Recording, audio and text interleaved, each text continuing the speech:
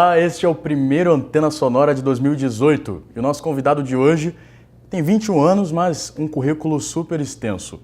Nathan Carvalho, ele tem experiência aí no cinema, na literatura e na música. Verbo vivo antigo, tanta história pra contar, presente e princípio, sopro que me faz voar mais forte que o meu medo de ser levado pelo mar, mar de paixão divina que faz minha alma transbordar, nos seus braços flutuar e apenas viajar. Tanta história pra contar.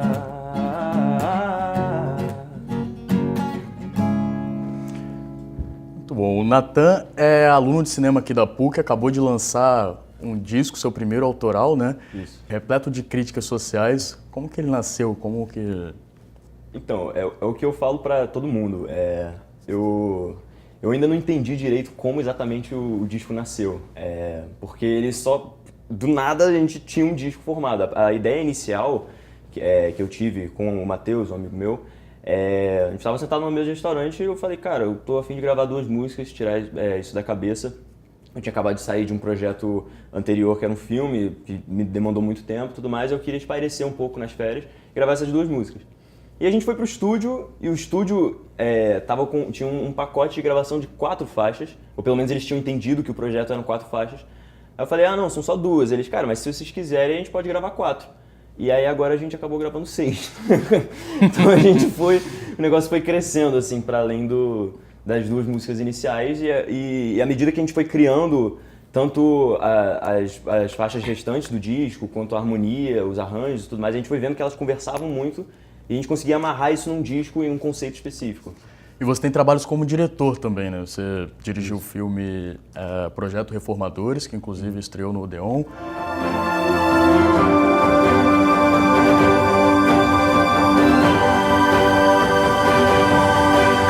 Essa história já é clichê. Conta uma que a gente ainda não sabe. Toda boa história tem um começo emocionante. Você escreve também e observando, escutando o seu álbum, parece que você está querendo contar uma história.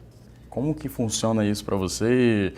Foi proposital mesmo? O que falam suas músicas? Qual a história que você quis contar? Então, é aquilo. Eu sou apaixonado por contar histórias, por narrativas, e isso passa todas as áreas da minha vida que eu gosto de atuar, né? Que é música, literatura e cinema.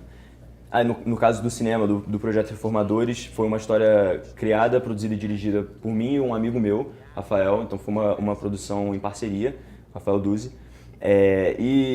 E eu acho que, assim, saindo principalmente desse filme, que foi muito carregado de narrativa, e do livro que foi lançado antes, essa paixão por narrativas e por histórias acabou influenciando o disco, de certa forma. Ele não tem uma narrativa muito específica, não é um personagem muito definido ou descrito, mas ele é amarrado com algumas nuances, interlúdio, sketch, entre uma música e outra, para meio que guiar a emoção da pessoa que está escutando. Então ele tem uma certa fluidez narrativa, assim, de início, meio e fim. Bem amarradinha. Legal. E falando de música, de influências, a sua mãe é uma das maiores pianistas do Brasil, seu pai é baterista, percussionista, seus tios também, todo mundo envolvido com música na família, né? Como que isso te influenciou? Como que você cresceu nesse ambiente tão musical? Cara, isso me influenciou da melhor maneira possível, assim. A música, por mais que eu seja aluno de cinema, a música é a área que eu mais me identifico e que eu mais me sinto à vontade, justamente porque eu respirei música, eu cresci em torno de música, os meus pais já respiravam música, né, do início ao fim do dia deles, eles dedicam a vida a isso, e aí crescendo em casa isso era inevitável, eu ouvia minha mãe estudando 5, 6 horas por dia, às vezes 8 horas quando estava se preparando para um concerto, e o meu pai também estudando e elaborando, e os dois sentavam para me mostrar músicas novas, para ouvir música comigo e me instruir, então assim, eu nunca tive... aulas tipo, de forma acadêmica de música, mas de certa forma eu tive aula de música a minha vida toda, pela convivência com meus pais. E o interessante é que minha mãe é pianista de concerto, então a área dela é mais erudita, e meu pai é percussionista, é uma área mais popular, então é um encontro muito bonito, assim, pelo menos na minha cabeça, como isso fica, assim, as influências e as coisas que eu gosto de ouvir acabam sendo bem ecléticas por isso. Muito legal. Você passou também boa parte da sua infância nos Estados Unidos, E seus primeiros trabalhos foram em inglês, foram, vamos dizer assim, nada brasileiros. E agora tudo o contrário, né? Todas as músicas em português, super brasileiras. Como é que você se relaciona com a cultura brasileira e como que isso influencia no seu trabalho? Bom, eu, por ter crescido fora, eu cresci parte da minha vida, né, dos 7 aos 14 anos, que é uma parte considerável, onde a gente forma muito do centro da pessoa, né, os fundamentos do cidadão. E acabou que quando eu voltei para o Brasil, eu demorei uns 3 anos mais ou menos para me acostumar e voltar a me sentir parte do Brasil. Eu sempre vinha para o Brasil, passava as férias aqui, passava as férias em Caratinga, Minas Gerais, de onde é minha família, mas por algum motivo eu me sentia estrangeiro.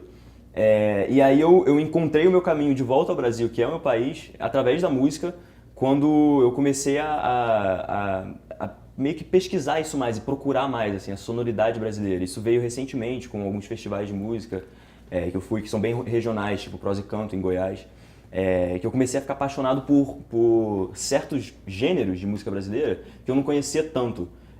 E aí eu voltei de novo, correndo falar com meu pai e minha mãe, que quando eu crescia me instruíam com isso, falava, cara, e esse artista tal, e esse artista e tudo mais. Então isso voltou pra mim, assim, de uma vez, e eu me encontrei muito com a sonoridade brasileira. Você já estudava música desde esse tempo? Quais instrumentos você foi aprendendo? Então, eu comecei a tocar violino com 5 anos, aí eu toquei dos 5 aos 15. Com 13 anos eu recebi um violão de presente dos meus pais e comecei a ficar fissurado com violão. Aí eu acabei deixando o violino de lado, pelo menos momentaneamente, e hoje eu toco violão. E nessa de ficar tocando violão em casa, eu comecei a desenvolver a voz também e aprender que eu gostava muito de cantar. Teve alguma cobrança em algum momento dos seus pais? Olha, isso daqui tá ruim, ou então você precisa aprender tal instrumento, ou como que era isso? Então, muita gente me pergunta sobre isso, porque, claro, é o que é de se esperar, né? Por ter pais profissionais nisso, sempre perguntavam, né? Mas a verdade é que, no caso do violino, na verdade o violino e o violão e o canto foram decisões minhas. Eu acho que foram influência, né? Porque eu crescia, quando minha mãe colocava os concertos pra mim quando eu era criança, eu ficava lá de fralda regendo, brincando de reger e tudo mais. Então eu chegava e falava, pô, eu quero começar a tocar violino. A cobrança vinha na hora que, beleza, resolveu tocar violino, e aí eu cobrava uma certa disciplina de, pô, tem que estudar. Ou às vezes eu tava estudando, minha mãe, que tem um ouvido super apurado, gritava lá da sala, é Fá sustenido, não é Fá. Aí, tipo assim, era aquelas coisas meio assim, de quem conhece a obra que eu tava tocando e o instrumento muito bem. Então era uma cobrança mais técnica, mas as decisões foram todas minhas. O que eu agradeço muito a eles por isso, assim, de incentivarem, mas deixarem rolar. Legal. Que ótimo que você se apaixonou novamente e teve esse encantamento pela música brasileira que é tão linda. Vamos escutar um pouquinho então. Você pode tocar alguma música aí do seu disco que seja bem brasileira pra gente? Claro, claro. Tem uma faixa que fecha o disco, que é pessoalmente minha favorita, que é uma ciranda com sambinha, e eu queria aproveitar para chamar o meu grande amigo Matheus, que me apresentou pro estúdio Camelo Azul, onde eu gravei, e que produziu o disco junto comigo. Legal. E contribuiu com os arranjos. Vem pra cá, Matheus. Seja bem-vindo. Obrigado. Com a primeira parte só pra... Eu sei, é duro, eu sei, ter que acordar mais uma vez e enfrentar os monstros que rondam sua mente e te esperam tropeçar. Eu sei, é duro, eu sei, levar um caldo, um javali, um 7-1, às vezes os 3 de uma vez, e não saber como se reerguer. Mas de vez em quando vem a melodia, vem repique e canto, vem a harmonia, vem aquela voz pra nos dizer, pra nos acalmar. Eu sei, é duro, eu sei, mas se toda a nossa vida fosse ruim, eu só saberia chorar. Então olha pra mim, agora eu tô sorrindo, tô leve como a pena dança pelo ar, pois Pois sei que essa vida não é mole não, mas ainda troco chorar pelo cantar. Então olha pra mim, agora eu tô sorrindo, tô leve como a pena dança pelo ar. Pois sei que essa vida não é mole não, mas ainda troco chorar pelo cantar. Já me disseram da dureza que é ter esse peso na alma, espinhos no seu coração. Mas me disseram que a tristeza tem perna curta quando colocada numa canção. Já me disseram da dureza que é ter esse peso na alma, espinhos no seu coração. Mas me disseram que a tristeza tem perna curta quando colocada numa canção. A tristeza tem perna curta quando colocada numa canção. Pois bem, olha pra mim, agora eu tô sorrindo, tô leve como a pena dança pelo ar. Pois sei que essa vida não é mole não, mas ainda troco chorar pelo cantar. Então olha pra mim, agora eu tô sorrindo, tô como a pena dança pelo ar. Pois sei que essa vida não é mole não, mas ainda troco chorar pelo cantar. Laia, la, laia, laia, laia, laia, la, la, laia.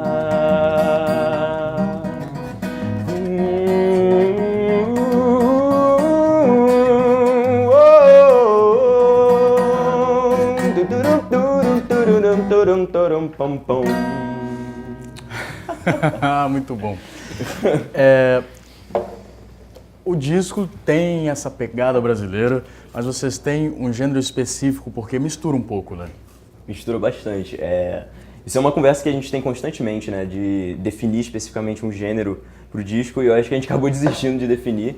Mas se fosse falar, assim, pelo menos destrinchar alguns gêneros, ele tem o samba e MPB meio que amarra o disco, né? De certa forma. E ele tem alguns elementos aí de rap, ska. As faixas elas diferem muito, mas eu acho que a sonoridade geral eu diria samba e MPB. Vem um pouco disso, assim. E o nome do disco, Sol?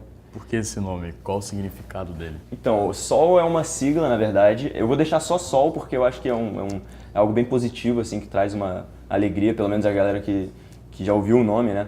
Mas é uma sigla para solidão, ócio e liberdade. Que fica um pouco mais conceitual, mas na verdade são conceitos bem dualistas. São três coisas que às vezes a gente acha que é bom, mas é ruim, às vezes a gente acha que é ruim, mas é bom. Às vezes uma pessoa quer ficar sozinha porque ela acha que é bom ficar sozinha e depois percebe que a solidão não é boa para ela. No meu caso, com esse disco também, eu detestava o ócio, eu achava que o ócio era algo horroroso, mas o ócio para mim foi bom. Então, solidão, ócio e liberdade, que são temas que percorrem o disco, de certa forma, com a letra e com alguns arranjos, e que são coisas que podem nos surpreender, tanto para bem quanto para mal. Falando em surpresa, Matheus, você é um multi-instrumentista, basicamente, né? E como que funciona para você essa nuance de ritmos? Você está produzindo também um CD, né? Fala um pouco da sua experiência. Minha experiência é mais com jazz mesmo, tocando, estudando saxofone. E desde que eu comecei essa parceria com o Natan, eu tenho aprendido muito desses gêneros que eu não tinha tanto conhecimento sobre, né? E isso tem me ajudado muito quando eu volto para as minhas próprias composições e me dado bastante referência também para ir pesquisar. Então, para mim tem sido um grande aprendizado também, essa parceria com o Natan. Que ótimo. O single do disco, Cidade Vazia, o nome do single, já tem até clipe, né? Eu tô sabendo aí que... Já. Como é que foi a produção desse clipe? Como que... Poxa, eu encho a boca pra falar da produção desse clipe porque foi algo muito impactante, assim. A mensagem da música em si, né, que provavelmente as pessoas vão ouvir no clipe, ou se já ouviram, fala de uma cidade vazia, cheia de gente, mas vazia. E ela traz um tchan no final que é a ideia de que a cidade, o espaço urbano, ele é vazio, de certa forma, mas ele pode ser preenchido pelas pessoas. A gente não precisa esperar que algo preencha a cidade. Nós mesmos podemos preencher pela nossa expressão individual, pela nossa personalidade e tudo mais.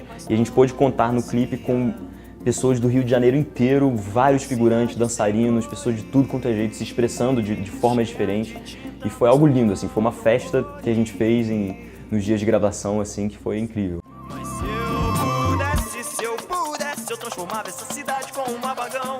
Se eu pudesse, eu pintava essa cidade com meu coração. E se eu pudesse, eu faria muito cidade.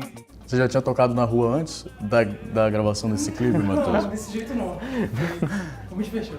Com dançarinos atrás e tudo mais, realmente algo bem não convencional. Como é que foi a interação das pessoas? Passavam na hora? Como é que funcionava isso? Isso foi muito especial, porque tinha gente que, pelo menos algumas pessoas só passaram e não entenderam o que estava acontecendo. Quem entendeu que era um clipe, eu via que algumas pessoas ficavam querendo participar. A gente até chamava assim, vem cá e tal, só que às vezes ficava meio inibido. E como a gente estava, por exemplo, uma parte que é a mais animada assim, do clipe, que a gente tá numa ponte no aterro, no meio do dia, então tinha muita gente passando ali. O pessoal passava, olhava, ficava observando. Aí, tinha a galera sambando, aí o pessoal observava. É legal porque ficou meio que uma certa manifestação cultural ali no meio do aterro. Chegou alguém pra participar? Que tenha topado? Chegou? Pior que chegou. Chegou um senhor, quando a gente estava descansando, né, lanchando, chamado Joãozinho Carioca. Foi uma figura, assim, eu achei ele incrível. Ele chegou, viu que a gente estava gravando um clipe, animou muito. Ele estava com a bicicletinha dele, super bem vestido, inclusive bem conveniente, né, com uma boinazinha. E aí ele falou, cara, vocês vão gravar onde agora? A gente vai gravar ali na ponte. Acho que ele soube que tava tendo e foi lá pra tentar participar, provavelmente. Né? Teve isso também. Foi lá com a bicicletinha dele, sambou junto, ficou junto no clipe. Valeu, tio Joãozinho, se o senhor estiver assistindo. Bem legal. Isso aí. Então vamos ouvir um pouco, né, de Cidade Vazia, por favor. Beleza. Essa música ela tem um arranjo um pouco mais elaborado, então a gente vai fazer uma formação aqui de saxofone e violão. Vamos lá. Bora?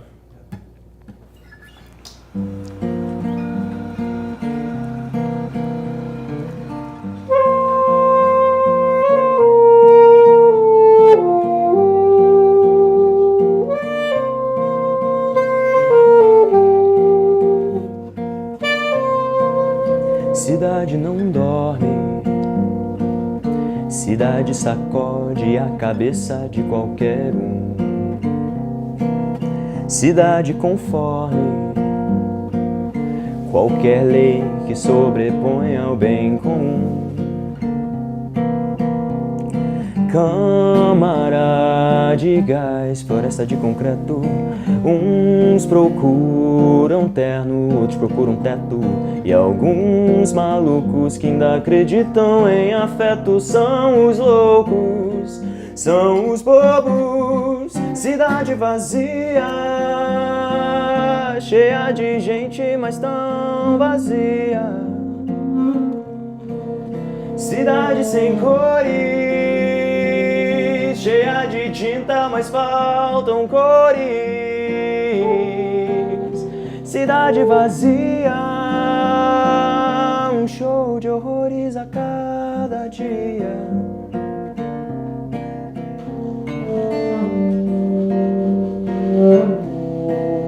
Cidade disforme, cidade que te mastiga e te lança fora em direção à perdição. Cidade enorme,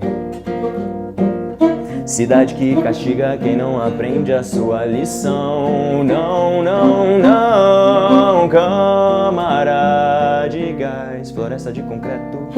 Uns procuram terno, outros procuram teto.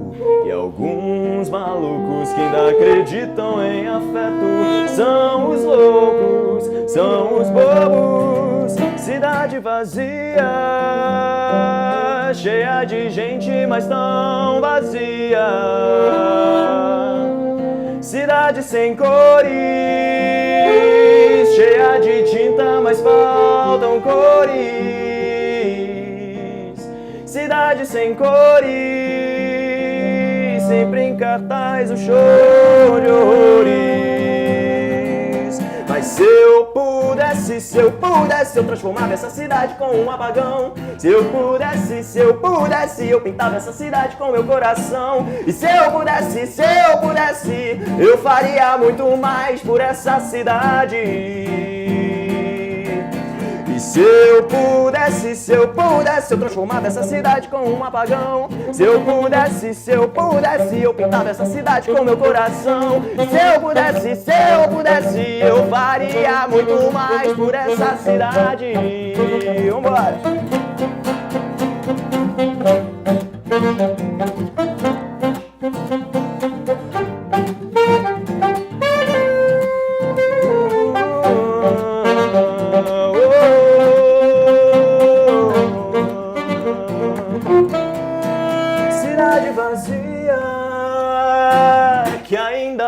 pode ser preenchida. Cidade vazia que ainda pode ser preenchida. Pois há quem diga que um carpinteiro nos trouxe vida.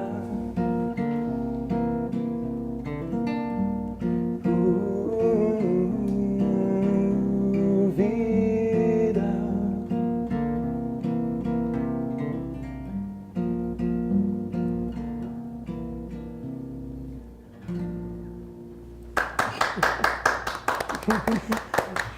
Muito obrigado.